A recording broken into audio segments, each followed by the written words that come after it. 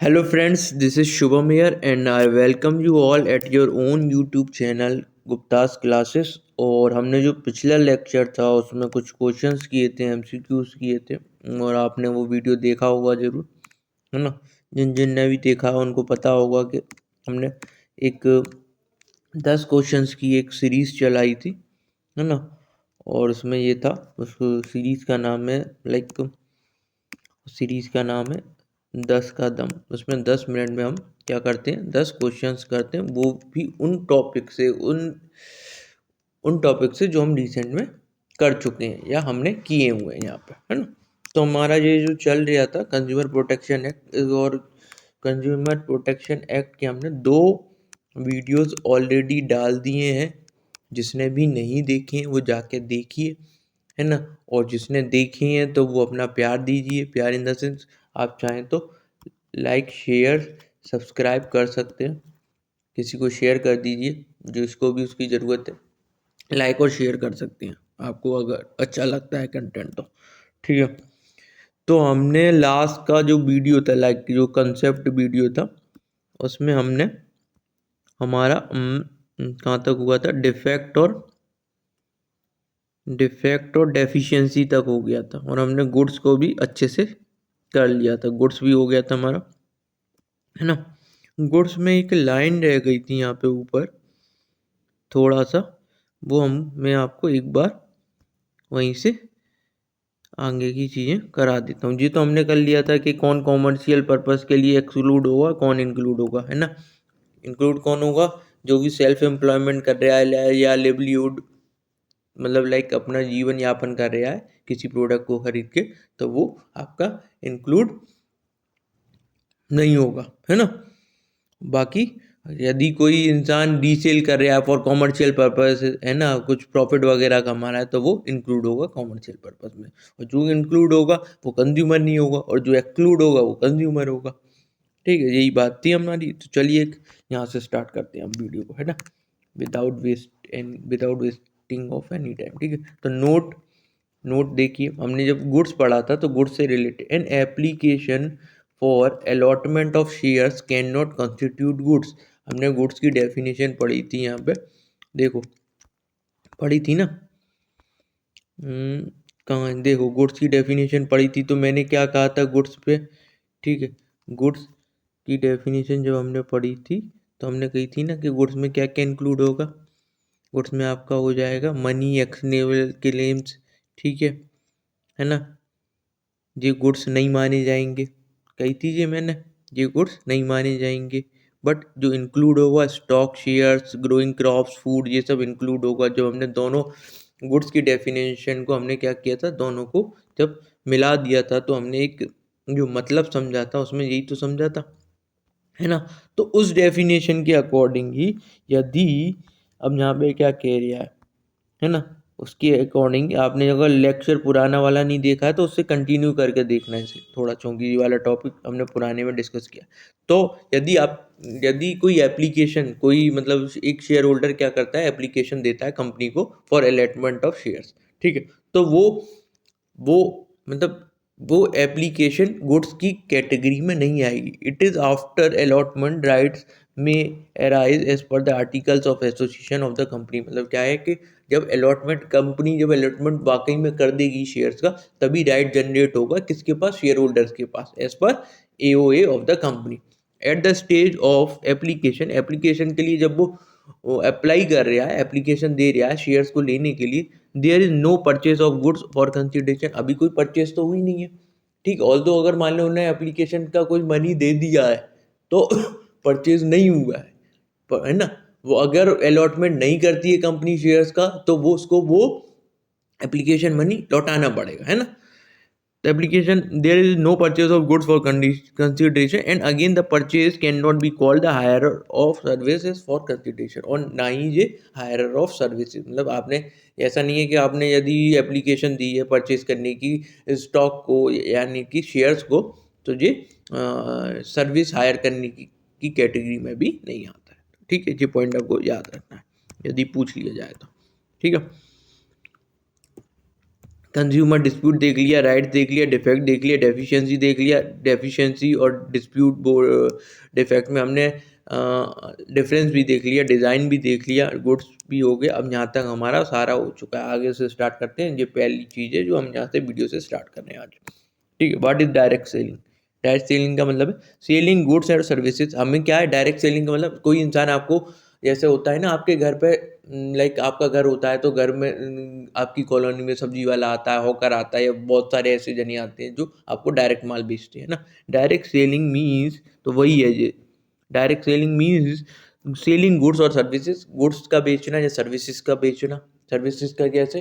Services का मतलब जैसे चेन वेन सही करने वाले आते हैं, बैग की चेन सही करा लो टाइप, है ना, हॉकर आते हैं ना, या वेंडर्स आते हैं, या फिर वो उसके लिए आते हैं सर्विसेज देने के लिए, कुकर वगैरह सही करा करने वाले। तो वो क्या कर रहे हैं, वो आपको डायरेक्ट सर्विसेज प्रोवाइड करा रहे हैं। डायरेक्ट सर्विसेज मतलब डायरेक्ट सेल कर रहे हैं सर्विसेज को, या फिर गुड्स से जो कि आपके होते हैं हॉकर, सब्जी वब्जी वाले, through a network of sellers without using a permanent store. अच्छा, इसमें नेटवर्क ऑफ सेलर्स होगा, लाइक मतलब ऐसा नहीं हो सकता कि एक भी हो सकता है, एक से ज़्यादा भी हो सकता है। लाइक ये बहुत सारे सेलर्स हो सकते हैं, और हमने देखा भी है कि वेंडर्स की काफ़ी बड़ी तादाद है ना देश में, जो डोर टू डोर माल बेचने, सर्विस प्रोवाइड कराने का काम करते हैं। बट इनका कोई परमानेंट स्टोर नहीं होगा। ये हमें यहाँ पे जो पॉइंट याद रखना है वो ये है कि डायरेक्ट सेलिंग में कभी कोई परमानेंट स्टोर नहीं होगा। अब ये क्या क्या काम करेंगे? मार्केटिंग करेंगे, प्रमोटिंग गुड्स और सर्विसेज। मार्केटिंग स्टार्ट्स तो पहले से ही हो जाती है। लाइक मार्केटिंग का मतलब ये नहीं है कि सिर्फ प्रमोशन करना, है ना। मार्केटिंग का में इंक्लूड होता है, सेलिंग भी इंक्लूड है, डिस्ट्रीब्यूशन भी इंक्लूड है, बहुत सारी चीज़ें इंक्लूड है ना। अगला है distribution, getting goods and services to customer, मतलब कस्टमर को वाकई में गुड्स और सर्विसेज प्रदान कर पाना। ठीक है, सेल इंक्लूड है। ठीक है, the act of selling goods और सर्विसेज, मतलब जब आप वाकई में सेल कर रहे हो गुड्स और सर्विसेज, तो सेल मतलब अलग अलग टर्म्स है, बट इसमें है सारी टर्मिनोलॉजी को इंक्लूड कर रखा है। Like it includes marketing, distribution, sale, है ना, नेटवर्क ऑफ सेलर्स, है ना, group of people selling goods और सर्विसेज, मतलब ये हो सकता है कि एक से ज़्यादा भी लोग हो सकते हैं जो गुड्स और सर्विसेज को आपको बेच रहे हैं। ठीक है ना। ओके। अब इसमें सबसे खास बात याद रखने की ये है कि इनका कोई परमानेंट रिटेल लोकेशन नहीं होगा। Sales are made outside of fixed store, और सेल जो होगी वो कैसे दी जाएगी? आउटसाइड ऑफ फिक्स्ड स्टोर, है ना। कोई इनका कोई दुकान नहीं होगी, कोई जगह नहीं होगी। उस वो जो सेल जो प्रोवाइड की जाएगी, मतलब जो सेल होगी, वो कहीं ना कहीं एक विदाउट अ परमानेंट स्टोर वो सेल ऑर्गेनाइज होगी। तो यहाँ पे हमने देखा, क्या देखा? Direct selling. ठीक है, डायरेक्ट सेलिंग मतलब डायरेक्ट सेल कर रहा है एक बंदा कंज्यूमर को। तो कंज्यूमर बैठा है एक नंबर, है ना। तो सबसे पहले हमें पता है कि देखो, पहले नंबर पे तो होता है होलसेलर, दूसरे नंबर पे होता है आपका रिटेलर, और तीसरे नंबर पे हो जाता है आपका कंज्यूमर। ठीक है, तो एक तरीके से हम यहाँ पे ये कह सकते हैं कि एक इंसान ने कहीं से डायरेक्टली माल परचेज करके लाया, तो होलसेलर ही तो परचेज करके लाता है, पर होलसेलर जो बेचता है वो दुकान से बेचता है।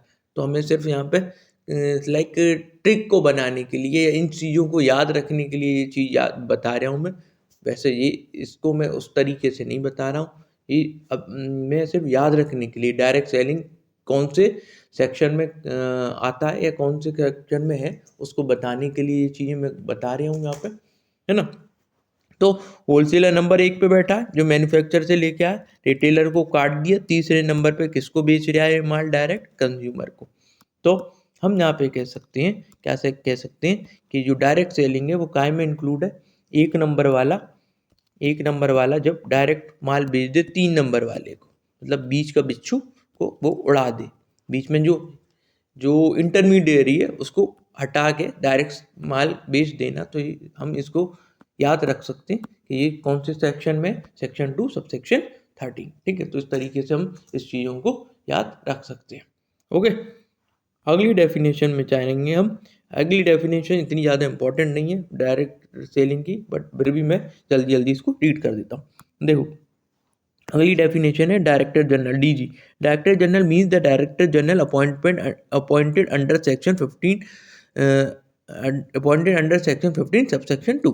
मतलब तो डायरेक्टर जनरल क्या है, डायरेक्टर जनरल का मतलब एक डायरेक्टर जनरल की एक पोस्ट होगी जो कुछ ना कुछ काम करेगी। लाइक आगे जो हम जब एक्ट में आगे बढ़ेंगे तो हमें पता चलेगा कि डायरेक्टर जनरल क्या क्या काम करता है। ठीक है, तो डायरेक्टर जनरल की पोस्ट है जो अपॉइंट हुई है किसमें, सेक्शन 15 सबसेक्शन 2 में। ठीक है, ओके, जो इतना ज़्यादा याद रखने वाला कुछ है नहीं तो इसके लिए मैंने कुछ बनाया नहीं। ठीक है, अब डिस्ट्रिक्ट कमीशन, डिस्ट्रिक्ट कमीशन क्या है, अगली डेफिनेशन है डिस्ट्रिक्ट कमीशन, ये थोड़ी याद रखने वाली है। तो district commission means a district consumer dispute redressal commission. District commission क्या है कि ऐसी कमीशन मतलब जहाँ पे मतलब जैसे आपका डिस्ट्रिक्ट है ना, तो आप जब कंज्यूमर को कोई डिस्प्यूट होगी, कंज्यूमर का कोई मतभेद होगा किसके साथ, सेलर के साथ, सर्विस प्रोवाइडर के साथ, है ना, ट्रेडर के साथ, है ना, तो है ना, जब बायर और सेलर के बीच में क्या होगा, डिस्प्यूट होगा, और बायर क्या है, कंज्यूमर है, तो क्या है कि वो मान लो अब उसको कोई प्रॉब्लम हुई, है ना, तो उस प्रॉब्लम को जब वो रिड्रेस करने जाएगा, redress in the sense resolve करने जाएगा, तो रिजॉल्व करने के लिए वो कहाँ जाएगा, कोई ना कोई कोर्ट कचहरी में जाएगा, है ना, जो डिस्ट्रिक्ट में लगती होगी, जो डिस्ट्रिक्ट के कमीशन है वो उनको क्या करेंगे, उनकी समस्याओं को सॉल्व करेंगे। तो डिस्ट्रिक्ट कमीशन का यहाँ पे सीधा सीधा मतलब क्या है, district consumer dispute redressal commission.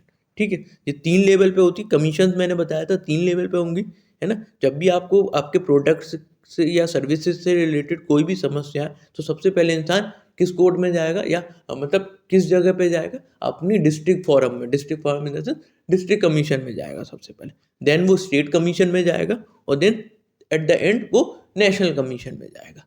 ठीक है, उसके बाद भी प्रावधान है, वो हम धीरे धीरे आगे की चीज़ों में देखेंगे। ठीक है, तो डिस्ट्रिक्ट कमीशन हमारी जो दे रखी है, district consumer dispute redressal commission जो है वो कौन से सेक्शन में है दे रखी है, वो सेक्शन है सेक्शन 28 सबसेक्शन 1। ठीक है, तो यहाँ पे तो सिर्फ डेफिनेशन दे रखी है, बट एक्चुअल में जो इस मतलब है कंज्यूमर डिस्प्यूट रिड्रेसल कमीशन का, वो किस में दे रखा है, सेक्शन 28 में। जब हम इसका टाइम आएगा तो उसको हम करेंगे।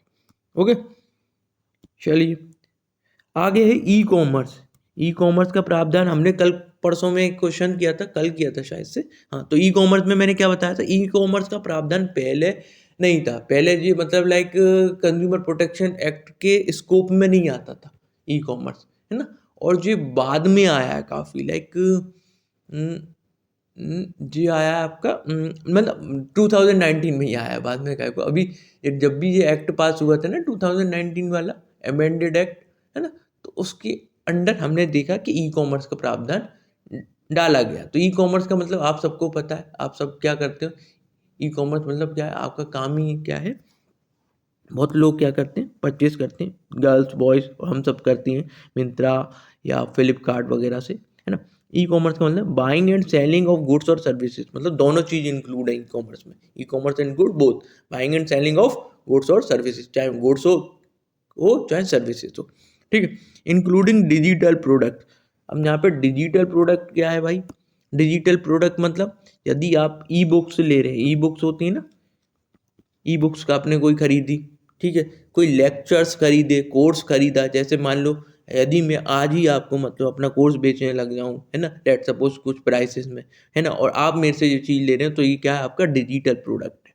This is called digital product, है ना। ई बुक्स, लेक्चर्स या कोई आर्ट वगैरह की कोई ऐसी चीज़, म्यूजिक वगैरह हो गया, ठीक है, तो ये सब चीज़ में आएंगे, ये डिजिटल प्रोडक्ट्स में आएंगे। इसके अलावा आपका डिजिटल प्रोडक्ट में और क्या आ सकता है, आपका वो भी आ सकता है लाइक जो आजकल OTT चल रहा है ना, over the top. What is OTT, OTT की क्या full form, over the top ही होती है शायद से, है ना, मेरे ख्याल से तो यही फुल फॉर्म है OTT। OTT मतलब ओवर द टॉप क्या है, जैसे कि नेटफ्लिक्स हो गया, है ना, अमेजॉन प्राइम हो गया, है ना, या और भी जो इस तरीके के ऐप है ना, जो आपको क्या दे रहे हैं, सर्विसेज दे रहे हैं।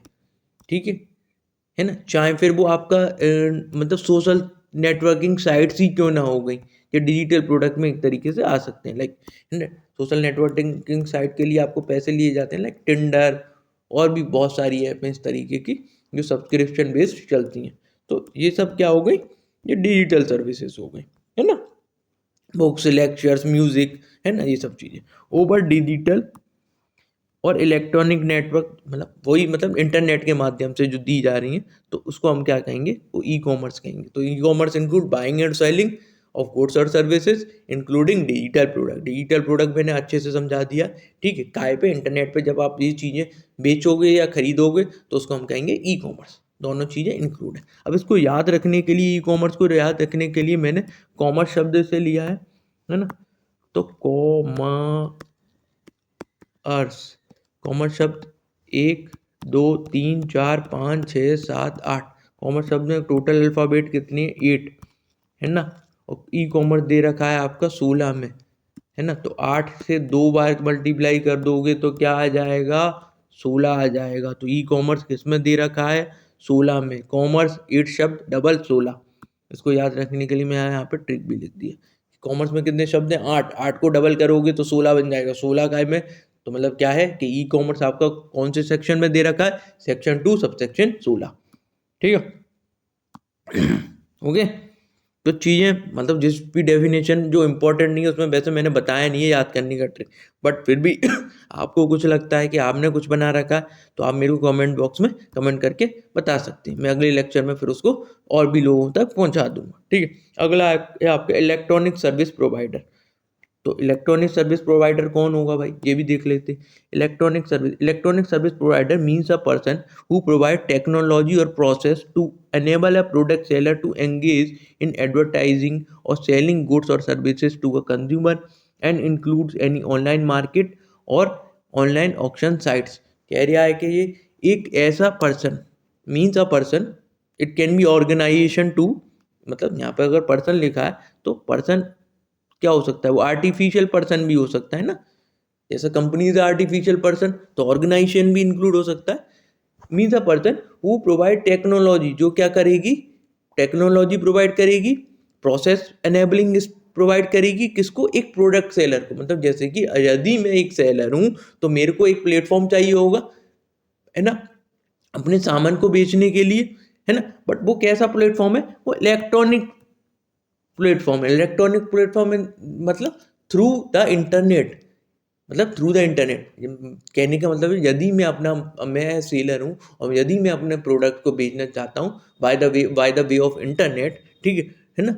तो उस चीज केस में मेरे को जो टेक्नोलॉजी या प्रोसेस अनेबलिंग जो भी प्रोसेस है जो मैं कर पा रहा हूँ, लाइक मैं अपने बायर से वो मतलब लाख किलोमीटर दूर बैठा है, मेरे ख्याल में हजारों किलोमीटर दूर बैठा है, बट मैं उससे बात कर पा रहा हूँ। तो जो प्लेटफॉर्म है, जो बीच की जो चीज़ें है ना, जो इंटेंजिबल चीज़ें हैं, लाइक जो टेक्नोलॉजी जो प्रोसेस चल रहा है जिसकी वजह से मैं अपना सामान बेच पा रहा हूँ, अपने प्रोडक्ट को एडवर्टाइज कर पा रहा हूँ by the way of internet on different sites, social sites, और कहीं पे भी जब मैं एडवर्टाइज कर पा रहा हूँ या उसको प्लेटफॉर्म के माध्यम से बेच पा रहा हूँ, लाइक थ्रू अमेजोन में आप एज अ सेलर और एज अ एफिलिएटर आप रजिस्टर कर सकते हैं अमेजोन में, फ्लिपकार्ट में, है ना। तो वहाँ पे क्या कर सकते हो, आप अपने गुड्स को बेच सकते हो, ठीक है। तो इसमें क्या है, ऑनलाइन मार्केट भी इंक्लूड है, ऑनलाइन ऑक्शन साइट्स भी इंक्लूड है, ठीक है। ऑक्शन साइट्स को अंडरलाइन में ज़्यादा कर दिया है कि लाइक कभी इस तरीके से क्वेश्चन पूछ ले कि क्या ऑक्शन साइट्स भी इंक्लूड है, तो यहाँ पे ऑक्शन साइट भी इंक्लूड है, ठीक है। ये समझ में आ गया आपको, आशा करता हूँ मैं आपको सारी चीज़ें समझ में आ रही हूँ। और इसमें मैंने हिंदी में भी लिख रखा है बीच बीच में, तो आप को यदि नोट्स ये चाहिए तो आप मेरे को कमेंट बॉक्स में कमेंट कर सकते हैं या फिर आप डायरेक्ट ग्रुप को ज्वाइन कर सकते हैं, ओके। अब अगला है आपका एंडोर्समेंट। एंडोर्समेंट क्या होता है, चलिए एंडोर्समेंट की ये हम पहले पढ़ेंगे अपनी वाली डेफिनेशन थोड़ी अच्छी से, ठीक है। Endorsement refers to public declaration और सपोर्ट फॉर अ प्रोडक्ट, है ना। एंडोर्समेंट का मतलब क्या है कि पब्लिक डिक्लेरेशन, अब जैसे कि पब्लिक में कोई डिक्लेयर कर रहा है ना, किसके बारे में, अपने प्रोडक्ट के बारे में। यदि मैं जोर से चिल्ला हूँ, है ना, या मैं मतलब वीडियो बना के डालूँ कि भाई मैं क्या कर रहा हूँ, मैं अपना कोर्स ला रहा हूँ। जैसे आपने देखा हो ऑनलाइन माध्यम से, जैसे मेरी सारे आजकल चैनल है ना, चैनल है जैसे कि बहुत सारे आपके XYZ चैनल है ना। नाम तो नहीं लूँगा, नाम लूँगा तो पता चले स्ट्राइक भेज दी या कुछ हो गया, है ना। अब आपके जो चैनल है स्टडी वाले तो क्या करते हैं, जैसे कि कोई भी एग्ज़ाम आते हैं, या एग्ज़ाम आने को होते हैं, उससे पहले वो क्या करते हैं, कोर्स चालू कर देते हैं, धमाका धमाका धमाका ऑफर धमाका जी, है ना। आज लेने पे मतलब कि अभी चिल्ड्रंस डे गया था, तो चिल्ड्रंस डे पे ऑफर निकाले थे बहुत सारे चैनल वालों ने कि आज अगर लोगे तो 50% डिस्काउंट है, 30% डिस्काउंट है, 40% डिस्काउंट। तो कहीं ना कहीं वो क्या कर रहे हैं, अनाउंस कर रहे हैं। बट वो किसके माध्यम से कर रहे हैं, वो यहाँ पे किसके माध्यम से कर रहे हैं, वो इंटरनेट पे अनाउंस कर रहे हैं, पब्लिक डिक्लेरेशन। भाई देख तो बहुत लोग रहे हैं ना उसे, है ना। पब्लिक डिक्लेरेशन जैसे कि पब्लिक में उन्होंने डिक्लेयर कर दिया कि हमारा जो प्रोडक्ट है उसके बिहाफ पे हमने ये चीज़ डाली है, या उसके सपोर्ट में प्रोडक्ट हो, सर्विस हो, या कोई ब्रांड हो, ठीक है। अब इसमें वर्बल और विजुअल मैसेज इंक्लूड हो जाएगा। यदि किसी सेलिब्रिटी ने कहा है या किसी इंसान ने खुद से कहा है ना, मतलब ओनर ऑफ गुड्स हो, ओनर ऑफ कंपनी हो, वो खुद से बोल रहा है, ये मैसेज, उसने कोई मैसेज दिया है, स्टेटमेंट दिया है, डिमॉन्स्ट्रेशन मतलब कुछ चीज़ ऐसी करके दिखाई है, डिपिक्ट किया है, दैट प्रमोट्स द प्रोडक्ट और सर्विस, जिससे प्रोडक्ट की या सर्विसेज का क्या हो रहा है, प्रमोशन हो रहा है, ठीक है। कोई सेलिब्रिटी या इन्फ्लुएंसर को हायर किया आपने लाइक प्रोडक्ट के लिए। आजकल तो सेलिब्रिटी और इन्फ्लुएंसर की बाढ़ आई हुई है इंटरनेट पे, है ना। देखो जिसको भी देखो वो इन्फ्लुएंसर या इन्फ्लुएंसर बना हुआ है, लाइक सोशल मीडिया इन्फ्लुएंसर। किसी भी जने का आप आजकल इंस्टाग्राम खोल के देखोगे, digital creator, social media influencer, मतलब कुछ भी, है ना। और उनकी इंस्टाग्राम पे या पोस्ट पे आप देखते हो कभी कभी कि वो बहुत सारी चीज़ों को प्रमोट करते हैं, लाइक, है ना। लाइक बैटिंग ऐप्स को प्रमोट कर रहा है, कोई कोई कुछ ही प्रोडक्ट को, मतलब लड़की वगैरह हैं तो वो कुछ मेकअप या मेकओवर वाले प्रोडक्ट्स को क्या करते हैं, प्रमोट करते हैं। तो इस तरीके के सेलिब्रिटी या इन्फ्लुएंसर भी एंडोर्समेंट की डेफिनेशन में शामिल होंगे। The use of person name, है ना, अपना नेम यूज करवाने, लाइक जैसे कि अभी बहुत सारे इन्फ्लुएंसर जैसी कंपनियों के क्या बन जाते हैं, एंडोर्समेंट बन जाते हैं, ठीक। अपना सिग्नेचर दे दिए। सिग्नेचर से जैसे याद आता है मेरे को कि बचपन में लड़कियों को याद होगा, बचपन में एक साइकिल आती थी लेडी बर्ड करके, है ना। तो लेडी बर्ड पे साइना नेहवाल या ना सानिया मिर्जा के साइन किए होते थे, है ना।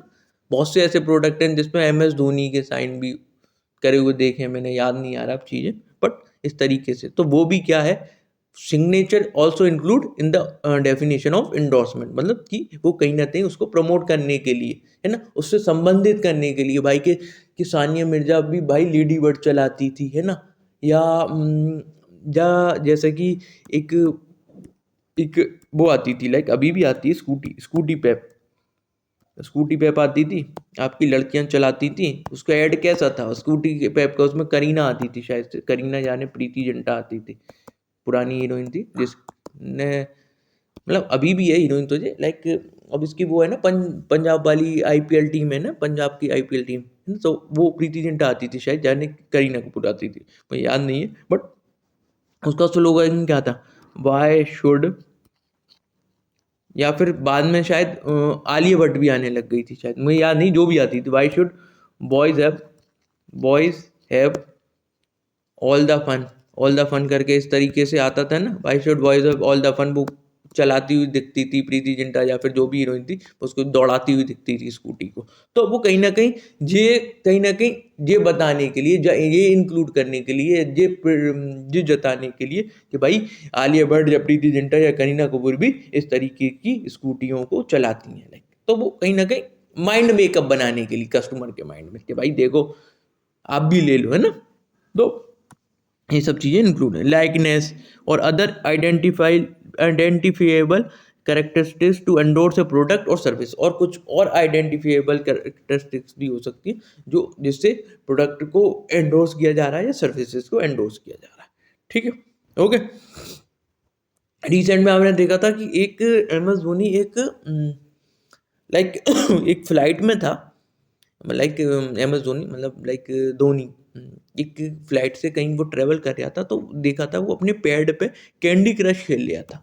तो हालांकि वो उसको डायरेक्ट प्रमोट तो नहीं कर रहा था, बट जब वो खेल रहा था ना, तो बहुत से लोगों ने लाइक उसको वीडियो देखा, जब शेयर हुआ वीडियो को, तो उसमें देखा कि कैंडी क्रश खेल रहा है, और एकदम से फिर पता है क्या हुआ, कैंडी क्रश बहुत ही मिलियंस में डाउनलोड हुआ है फिर, है ना। तो ये क्या है, एक तरीके से इनडायरेक्ट एंडोर्समेंट था वैसे तो, बट हुआ है ये चीजें, है ना। तो एंडोर्समेंट का फर्क पड़ता है, मैं ये कहना चाह रहा हूँ, ठीक है। तो कहाँ गया, है ना। और क्या क्या इंक्लूड है इसमें देख लें। इंस्टीट्यूशनल और organisation support the use of an institution और ऑर्गेनाइजेशन नेम और seal to endorse a product और सर्विसेज। अब कहने वाला भी कि लाइक किसी बड़ी कंपनी कोई इंस्टीट्यूशन या ऑर्गेनाइजेशन का नाम हो या सील हो किसी प्रोडक्ट या सर्विसेज के नीचे, तो उससे क्या होता है, वो भी एंडोर्समेंट का पार्ट है। जैसे कि हम देखते हैं एक कैरेट लेन करके आता है। What is CaratLane? CaratLane क्या करती है, कंपनी है एक, और ये टाटा की कंपनी है ना, है ना। तो ये क्या करती है, ये कैरेट लेन है, मतलब लड़कियों को ज़्यादा पता होगा। ये कैरेट लेन क्या करती है, वो लाइक स्टोन्स, लाइक डायमंड्स वगैरह, अच्छे क्वालिटी के डायमंड्स वगैरह के नेकलेस और वो ज्वेलरी प्रोवाइड करती है ना। तो अब जैसे कैरेट लेन है, तो कैरेट लेन सबको नहीं पता, जहाँ पे भी अगर वीडियोस देख रहे होंगे तो उन्हें भी नहीं पता हो। तो जब आप कैरेट लेन देखते हो ना, तो नीचे ऐसा लिखा रहता है लाइक बाय तनिष्क, है ना, तनिष्क। अब तनिष्क तो सबको पता है, मेजरली लाइक 100 में से 90 लोगों को पता ही है तनिष्क क्या है भाई। तनिष्क क्या है, जो तनिष्क है जो गोल्ड ज्वेलरी और जो गोल्ड और सिल्वर ज्वेलरी प्रोवाइड करता है, लाइक टाटा का ब्रांड है ना, जो ज्वेलरी आपको प्रोवाइड करता है, एक टाटा की कंपनी है। तो अब कैरेट लेन के नीचे अब जब ऐसे लिख दिया बाय तनिष्क, तो लोग इसको कैसे रेफर कर लेंगे, डायरेक्ट इसको ऐसे रेफर करेंगे भाई कैरेट लेन जब तनिष्क का है ना, और तनिष्क किसकी है, टाटा की है, तो एक कहीं ना कहीं टाटा वाला उसमें क्या आ जाएगा, ट्रस्ट आ जाएगा लोगों के ऊपर, मतलब ये टाटा वाली गुडविल लोगों को दिखाई देगी। तो यहाँ पे भी उस ये तीसरी लाइन का मतलब यही है कि यदि कोई इंस्टीट्यूशन अपना या अपनी ऑर्गेनाइजेशन का नाम यूज कर रही है, सील कर रही है, सील इन द सेंस लोगो वगैरह, ट्रेडमार्क वगैरह अगर यूज हो रहे हैं सॉरी, हाँ मेरे को थोड़ी खांसी सी हो गई, सील यूज हो रही है किसी प्रोडक्ट या सर्विसेज को एंडोर्स करने के लिए, तो that is also count as a endorsement. ठीक है, यहाँ पे हमने एंडोर्समेंट की डेफिनेशन को पूरा किया।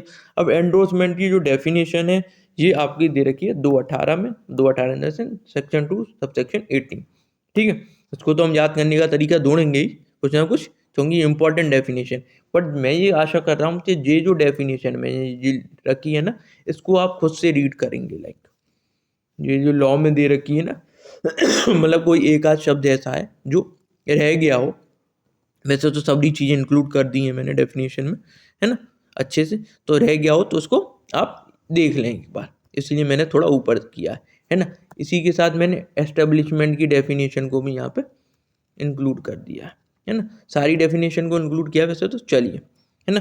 तो अब एंडोर्समेंट को याद रखने के लिए मैंने यहाँ पे एक फ़ोटो लगाया, देखिए एंडोर्समेंट को कैसे याद रखा जाएगा। You know who is this person, कौन है ये पर्सन, इसके इसकी टी शर्ट के पीछे 18 लिखा हुआ है, विराट लिखा हुआ है। So all you have all known about this person, who is he, कौन है ये, तो इसका नाम है मिस्टर विराट कोहली, और इसको सब जानते हैं, जो भी मेरी वीडियो देख रहा हो वो जानते होंगे। तो विराट कोहली जो है वो कौन से नंबर की टी शर्ट पहनता है, 18 नंबर की। तो 18 से हमको क्या याद रखना है, और इस पर बहुत सारे एंडोर्स, बहुत सारे प्रोडक्ट और सर्विसेज को एंडोर्स भी करता है, नो डाउट कि दूसरे यानी तीसरे नंबर पे काउंट होता है। इंडिया में जितने भी ज़्यादा ब्रांड एंडोर्समेंट है वो मेरे ख्याल से आज भी अभी भी सबसे ज़्यादा मेरे ख्याल से MS धोनी पे है, धोनी के बाद शायद सेकंड नंबर पे है, सेकंड नंबर पे शायद विराट कोहली का ही नाम आता है। विराट कोहली पे लाइक 20 से 25 एंडोर्समेंट है, लाइक प्रोडक्ट और उन सब चीज़ों के ब्रांड एम्बेसडर है। तो अब 18 से हमें याद रखना है, 18 से इसकी टी शर्ट का नंबर है 18, और विराट क्या है अपने आप में बहुत सारे प्रोडक्ट को एंडोर्स करता है। तो हम एंडोर्समेंट से क्या याद रखेंगे कि एंडोर्समेंट की डेफिनेशन आपकी आती है सेक्शन 2 सब सेक्शन 18 में। एक मिनट वेट करो, मैं थोड़ी खांसी से हो रही है, पानी पी लूँ मैं। चलिए आगे की स्टार्ट करते हैं। तो हमने क्या देखा, एंडोर्समेंट, और एंडोर्समेंट में हमने क्या सीखा कि एंडोर्समेंट, ओ शिट, एंडोर्समेंट कौन सी उसमें है, एंडोर्समेंट चलो एंडोर्समेंट की डेफिनेशन काय में है आपकी सेक्शन 2 सब सेक्शन 18 में। चलिए अगला देखते हैं। अगला है आपका एस्टेब्लिशमेंट। एस्टेब्लिशमेंट मतलब कि कोई भी एक एस्टेब्लिशमेंट हो सकती है, कोई बिजनेस। चलिए देखते हैं क्या हो, बिजनेस या बिजनेस यूनिट। चलिए जल्दी जल्दी रीड करते हैं एस्टेब्लिशमेंट की definition. An establishment refers to any business और organisation that carries out commercial activity. मतलब कोई भी ऐसा बिजनेस या कोई भी ऐसी ऑर्गेनाइजेशन जो क्या कर रही है जो कॉमर्शियल एक्टिविटी को कैरी ऑन कर रही है, मतलब कोई भी बिजनेस चाहे ऑर्गेनाइजेशन जिसमें कॉमर्शियल एक्टिविटी हो रही है। तो इसमें क्या क्या इंक्लूड हो जाएगा, इसमें इंक्लूड हो जाएगा आपके एडवर्टाइजिंग एजेंसी मतलब ऐसी एजेंसी जो एडवर्टाइजिंग पर्पज से मतलब लाइक लोगों की एडवर्टाइजिंग करती है, लाइक लोगों की मतलब प्रोडक्ट की और सर्विसेज की।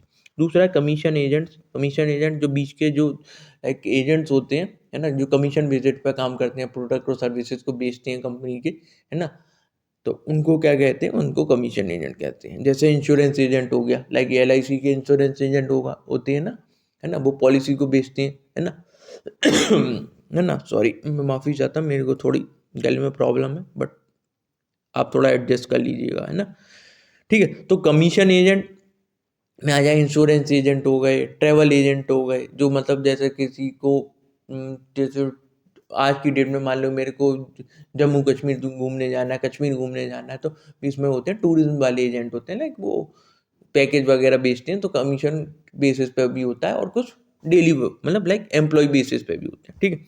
अगला होगा इसमें मैन्युफैक्चर भी इंक्लूड हो जाएंगे। मैन्युफैक्चर मतलब कोई अपना काम खुद से मैन्युफैक्चर किया, कोई प्रोडक्ट खुद से बना रहा है ना। ट्रेडर्स मतलब जो सिर्फ इधर से एक जगह से माल खरीद के दूसरी जगह बेचते हैं, उनको ट्रेडर्स बोलते हैं, है ना, जो जो बना के नहीं बेच रहे, सिर्फ और सिर्फ माल खरीद रहे हैं, एक जगह से दूसरी जगह बेच रहे हैं, अपने प्रॉफिट मार्जिन को अपनी जेब में रखने। फिर है कॉमर्शियल एजेंसी क्या होता है, पब्लिक यूटिलिटी एंटिटी क्या होती है। अब ये आपको अच्छा, अब इन दोनों में, अब जैसे ये लाइव होती वीडियो तो मैं पूछता भाई कि एक बात बताओ, यहाँ पे कमीशन एजेंट दे रखा है और कॉमर्शियल एजेंसी दे रखी है, इन दोनों में क्या फ़र्क है, ये चीज़ पूछता मैं, बट लाइव नहीं है तो थोड़ा दिक्कत। तो अब देखते हैं क्या था वो कॉमर्शियल एजेंसी। कमीशन एजेंट समझ में आ गया। कॉमर्शियल एजेंसी आपकी क्या होती है भाई, एक बात ये बताओ किसी को बताओ, कमेंट बॉक्स में बताना मुझे। अब कॉमर्शियल एजेंसी का मतलब क्या है कि ऐसी इंटरमीडियरी, है ना, ऐसी इंटरमीडियरी मतलब बीच के लोग जो किसके बीच में है, बायर और सेलर के बीच में काम करते हैं। ऐसी एजेंसी जो इंटरमीडियरी का काम कर रही है किस किस के बीच में, बायर और सेलर के बीच में, बायर्स एंड सेलर के लिए मैंने ऐसे लिख दिया कल, ठीक है। तो हम क्या कह सकते हैं, एक कॉमर्शियल एजेंसी क्या है, एक ऑर्गेनाइजेशन है, ठीक है, जो इंटरमीडियरी का काम कर रही है बायर्स और सेलर्स में, ठीक है, मतलब कि बिजनेस हाउसेस और कस्टमर्स के बीच में जो है वो क्या है, कॉमर्शियल एजेंसीज है, ठीक है। अब इसमें क्या आ सकता है, लाइक इसमें एग्जांपल में हम क्या ले सकते हैं, like real estate agency real estate agency real estate agency कौन सी होती है, लाइक आपने देखा होगा कभी कभी कि रियल एस्टेट के कुछ लोग होते हैं, लाइक रियल एस्टेट एजेंट होते हैं। तो एजेंट क्या करते हैं, एजेंट आपको क्या करते हैं, हम एजेंट बायर को क्या देंगे, घर देंगे, है ना, बायर को क्या दिलाएंगे, वो घर, और कंपनी का क्या बेचेंगे, वो फ्लैट, तो कंपनी इनको क्या देगी, कमीशन, है ना, तो कंपनी से भी कमीशन लेंगे बिकवाने का, बायर से लेंगे उन्हें खरीदवाने का। तो इस तरीके के जो बीच के लोग हैं, है ना, उनको हम कॉमर्शियल एजेंसी कहेंगे। तो कॉमर्शियल एजेंसी और कॉमर्शियल एजेंट क्या हो गया, है ना, एजेंट क्या हो गया जो कॉमर्शियल एजेंसी में काम करते हैं। तो ये फ़र्क है दोनों चीज़ों में भी जो बता रहे थे। इसके अलावा हम क्या कह सकते हैं, लाइक हम कह सकते हैं ट्रेवल एजेंसीज, है ना, ट्रेवलर्स को, जैसे किसी मेरे को आज की डेट में ट्रैवल करना है, मेरे को जम्मू कश्मीर जाना है, तो मेरे लिए अगर मैं किसी ऐसी ट्रैवल एजेंसी से बात करूं जो मेरे लिए होटल की जुगाड़ कर दे, एयरलाइंस की जुगाड़ कर दे, वहाँ तक पहुँचने की मेरे को कैब वेब फैसिलिटी प्रोवाइड कर दे मेरे एक कॉल पे, तो वो क्या हो गए, वो मेरे लिए क्या हो गए, ट्रैवल एजेंसीज हो गए। तो ये बीच के लोग हैं जो बायर और सेलर के बीच में रहते हैं, ठीक है। इतना समझ में आया आपको। और पब्लिक यूटिलिटी एंटिटीज क्या होती हैं वो भी देख लो। पब्लिक यूटिलिटी एंटिटीज मतलब कि ऐसी एंटिटीज जो पब्लिक के बेनिफिट के लिए काम करती हैं, लाइक, है ना, ऐसी ऑर्गेनाइजेशन जो मतलब पब्लिक को सर्विसेज, एसेंशियल सर्विसेज प्रोवाइड करती हैं, जैसे कि बिजली हो गया, पानी हो गया, ट्रांसपोर्टेशन फैसिलिटी हो गई। ट्रांसपोर्टेशन फैसिलिटी का मतलब जैसे होता है आपकी सरकारी बसें सरकारी बसेस जो, एक तो होती हैं सरकारी बसेस जो लोकल शहर में ही चलती हैं, है ना, लोकल शहर में ही चलती हैं, मतलब विद इन सिटी चलती हैं। ऐसी होती हैं जो like state with in state चलती हैं, कुछ आउट ऑफ स्टेट भी चलती हैं, आउट ऑफ सिटी चलती हैं, लाइक एक शहर से दूसरे शहर। तो सरकारी बसें हो गई, बिजली हो गया, पानी हो गया, पब्लिक ट्रांसपोर्टेशन सिस्टम हो गया, गैस डिस्ट्रीब्यूशन कंपनीज हो गई, है ना, जैसे आपके यहाँ पे गैस वगैरह जो आती है ना, सिलेंडर वगैरह तो ये हो गई पब्लिक यूटिलिटी एंटिटी। हॉस्पिटल वगैरह ये सब क्या है, पब्लिक यूटिलिटी एंटिटीज है।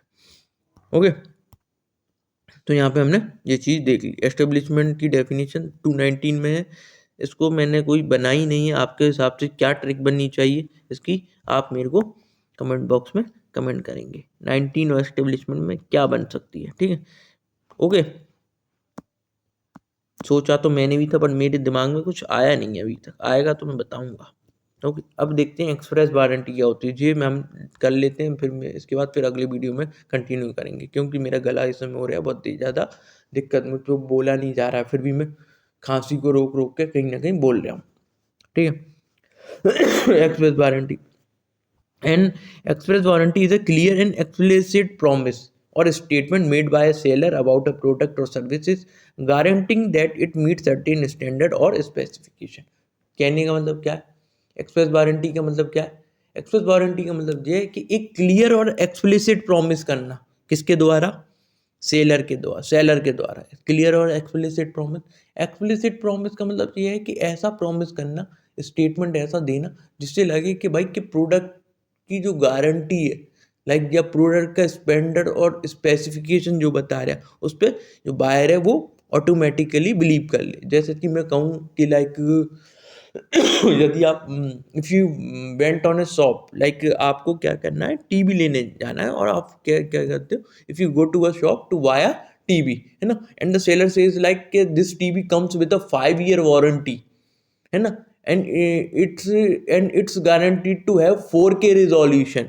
लाइक इस तरीके की यदि बातें कहता है सेलर, क्या कहता है कि this TV comes with a 5 year warranty and it's guaranteed to have at least 4K resolution. मतलब कहने का मतलब क्या है कि ये जो टीवी है इसकी वारंटी कितनी होगी, 5 साल की वारंटी, और ये 4K रेजोल्यूशन में आपको जो पिक्चर क्वालिटी होगी 4K रेजोल्यूशन दिखा। तो ये क्या है, ये एक एक्सप्रेस वारंटी का क्या हो गया, एक एक्सप्लिसिट स्टेटमेंट हो गया कि भाई इसमें 4K रिजोल्यूशन चलेगा ही चलेगा। ओके, है ना। एक्सप्लिसिट, अब इम्प्लिसिट होता है, कभी कभी आपने देखा हो यहाँ पे अगर इम्प्लिसिट लिखा होता मान लो, तो इम्प्लिसिट का मतलब क्या है, इम्प्लिसिट का मतलब ये है कि फिर मैं स्टेटमेंट को ऐसा कहूँ कि my TV is the best, you can't have this type of TV in the whole district या in the whole state, in मतलब इस तरीके का अगर कोई स्टेटमेंट दे रहा है कि भाई मेरा ही टीवी सबसे बेस्ट है, उसमें उसने कुछ स्पेसिफिकेशन नहीं बताई, कुछ उसके बारे में नहीं बताया, कुछ अलग से कुछ चीज़ों के बारे में नहीं बताया कि भाई उसके टीवी में किस तरीके की पिक्चर क्वालिटी है, क्या चीज़ जो है जो स्पेशल बनाती है वो नहीं बता रहा है, तो वो क्या है, एक इम्प्लिसिट स्टेटमेंट है, मतलब, है ना, ये समझ में आ गया। तो ऐसा स्टेटमेंट जो सेलर ने बायर से किया है किसी प्रोडक्ट या सर्विसेज को बेचने के दौरान, ठीक है। तो इसमें क्या क्या है, मटेरियल स्टेटमेंट इंक्लूड है, स्टेटमेंट दैट इज इंपॉर्टेंट और सिग्निफिकेंट। एक मटेरियल स्टेटमेंट दिया कि भाई जे कि जो इम्पोर्टेंट हो और सिग्निफिकेंट हो, इम्पोर्टेंट मतलब जो बायर के लिए इम्पोर्टेंट हो, सिग्निफिकेंट हो, वही चीज़ क्या बोल यदि एक सेलर ने बोली है, तो लाइक सेलर ने बोली कि यदि आप मान लो कोई कार खरीदने गए, तो सेलर कह रहा कि this car has a sunroof, है ना, और आपका क्या है, आपके लिए सनरूफ ही इम्पोर्टेंट था उस टाइम पे, इम्पोर्टेंट या सिग्निफिकेंट था, तो ये क्या है आपके लिए मटेरियल स्टेटमेंट हो गया, तो ये एक्सेस वारंटी में इंक्लूड होगा। Affirmation of the fact, affirmation of the fact like, है ना, कि जब बायर खुद से अफर्म मतलब कंफर्म करवा रहा है चीज़ों को, खुद से बोल के कंफर्म करवा रहा है कि क्या भैया, मतलब जैसे कोई लैपटॉप लेने गया तो लैपटॉप की स्पेसिफिकेशन पूछ रहा है, क्या ये 16 GB की रैम वाला है, क्या इसमें 1 TB की हार्ड डिस्क है, तो और उसमें सेलर क्या कह रहा है, हाँ जी जी ये 16 GB में है, मतलब यदि वो कंफर्म कर रहा है ना, बायर के कुछ पूछने पे सेलर यदि कंफर्म कर रहा है प्रोडक्ट और सर्विसेज को, तो वो भी एक्सप्रेस वारंटी में काउंट होगा। ओके, तीसरा है कोई प्रॉमिस, एक कैसा कोई कमिटमेंट या एश्योरेंस जो सेलर ने दे दिया हो, कैसा कुछ भी हो सकता है, लाइक, है ना, जैसे कि वो कहे कि मैं प्रॉमिस करता हूँ कि मैं 3 दिन के अंदर डिलीवरी दे दूंगा, 3 दिन के अंदर, मतलब तो 3 दिन के अंदर ही देनी पड़ेगी। अगर वो 3 दिन में डिलीवरी नहीं दे पाता है किसी प्रोडक्ट की, तो उस केस में बायर पे ये पूरा राइट है कि वो उस कॉन्ट्रैक्ट को क्या कर दे, खत्म कर दे उस टाइम पे, है ना।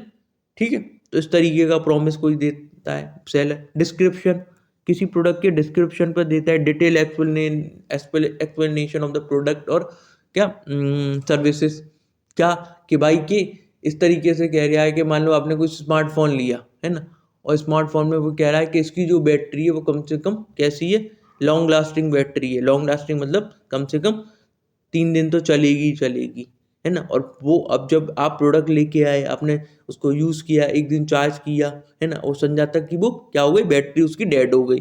तो उस केस में क्या है, उस केस में ये चीज़ क्या है इसमें करना कि यदि वो कोई डिस्क्रिप्शन दे रहा है किसी प्रोडक्ट को लेके, ठीक है। अगला अगला कोई सैंपल और मॉडल, है ना, सैंपल और model, a representation of the product guaranteeing that the actual product confirm through the sample और मॉडल। ठीक है, अब सैंपल और मॉडल के लिए क्या है, यदि किसी ने क्या है आपको पहले कोई प्रोडक्ट का सैंपल दिया और कहा, सेलर ने पहले सैंपल दिखाया बायर को और कहा कि जो एक्चुअल प्रोडक्ट है वो इसी सैंपल के जैसा ही होगा। लेट सपोज कि आप क्या गए, आप गए एक लाइक टेलर पे या लाइक एक स्टिचिंग कंपनी पे गए। लेट सपोज मैं गया, आई वेंट टू रेमंड्स और सियरा, यदि मैं रेमंड पे जाता हूँ, आपको तो पता हो रेमंड क्या है। Raymond is a company who deals in fabrics और like who deals in readymade readymade garments and all and apparels वगैरह में जो डील करता है ना। तो रेमंड क्या है ये, और मतलब मेल लोगों की, मतलब मेल्स की, मेल्स को यदि फीमेल काउंट नहीं है इसमें, मतलब मेल्स के जो कपड़े वगैरह है वो बेचती है, तो फैब्रिक्स वगैरह में डील करता है।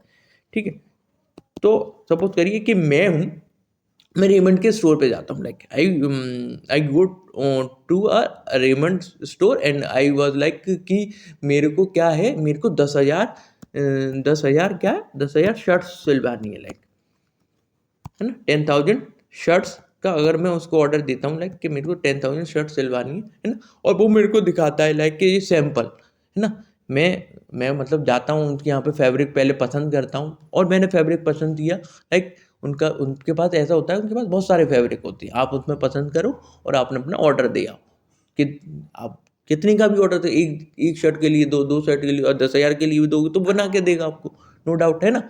तो अब मैंने उनको 10,000 शर्ट का ऑर्डर दे दिया, लाइक, है ना, और मैं अपना फैब्रिक क्या हो गया, फैब्रिक उधर से ही पसंद कर आया। तो फैब्रिक वहाँ पे क्या है, फैब्रिक किसकी तरह वर्क कर रहा है, जो फैब्रिक उन्होंने मुझे दिखाया वो फैब्रिक वर्क कर रहा है आपका सैंपल की तरह, कि जो जिस फैब्रिक सैंपल का है वही फैब्रिक मेरी किसका होगा, जितनी भी मैं शर्ट्स बनवा रहे हैं उनका होगा।